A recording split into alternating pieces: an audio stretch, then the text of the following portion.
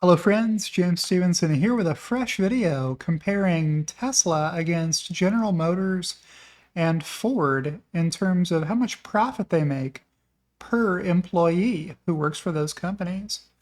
Um, Normally at this point I would check in with my co-host Loki, but he is on assignment in Tajikistan. So instead I'll just share my desktop with you and show you this chart. Maybe I'll do that, make it a little bit bigger for you. So this is a fresh chart I made today comparing Tesla as the white dots against GM in the gray squares and Ford in the blue triangles. The y-axis here is showing you the GAAP profit or loss per employee. So you can get from macrotrends.com the number of employees every year, and you can get the amount of GAAP profit or loss. So you just compare those things against each other.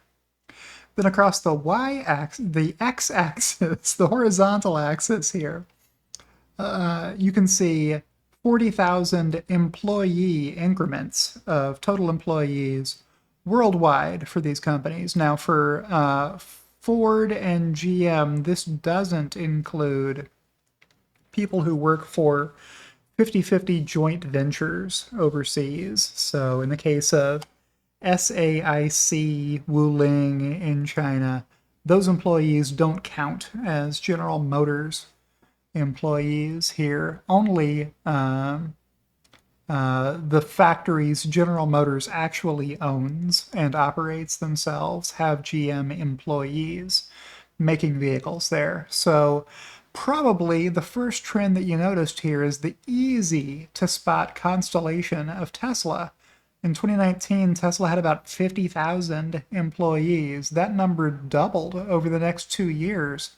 And Tesla went from losses below the zero line here to profits and then to very competitive profits, right? So Tesla in 2021 was making a little over $50,000 worth of GAAP profit per employee.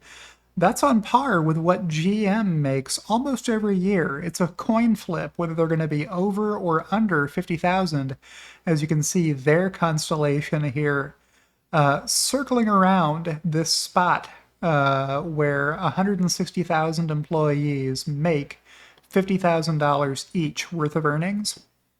And then Ford has been more all over the board, breaking even in 2019, losing money in 2020 and 2022, and then making money in 2021 and 2023. How did they make so much money in 2021? It was a one-time $9 billion gain on their investment in Rivian.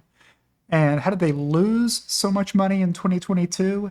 It was the reversal of most of that gain when they had to take a mark-to-market loss on their investment in Rivian. All right.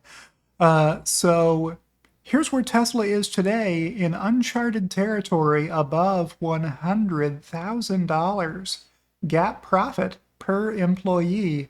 That's pretty good. So even though Tesla has been increasing employee count already nearly at the level GM has been at in recent years, Tesla's making a lot more profit per vehicle sold.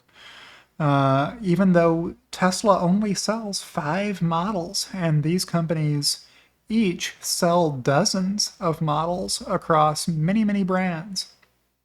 All right, I got one more chart here to show you comparing GM versus Ford versus Tesla, and it's the same metric, GAAP profit or loss per employee, this time running all the way back to 2014. How were these companies doing back then? Well, you can see from the white bars, Tesla was losing money every year, 2014 through 2019.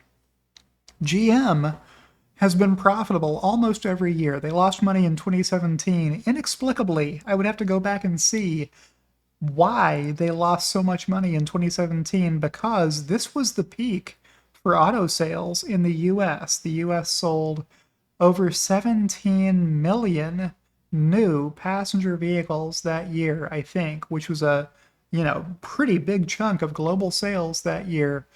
And the market has been declining, especially for combustion engine vehicles. Since that time, they've never sold as many as they sold in the 2016, 2017 time frame. Ford hasn't had a lot of years where they did very well. You can see really just that one in 2021. Apart from that, they've been breaking even or losing some money. Again, if you're going to throw this bar out, you should also throw this bar out and say this one wasn't really that good and this one wasn't really that bad. Both of these would have been more in line with this one at around $25,000 profit per vehicle. But you got to like the trend if you're a Tesla investor, seeing how much more money Tesla is making these days than Ford or GM do per employee. That's my video for today. So with that, I will remind you to like the video. If you liked the video, give me a thumbs up or a heart. Don't forget to subscribe to me if you're watching me on YouTube.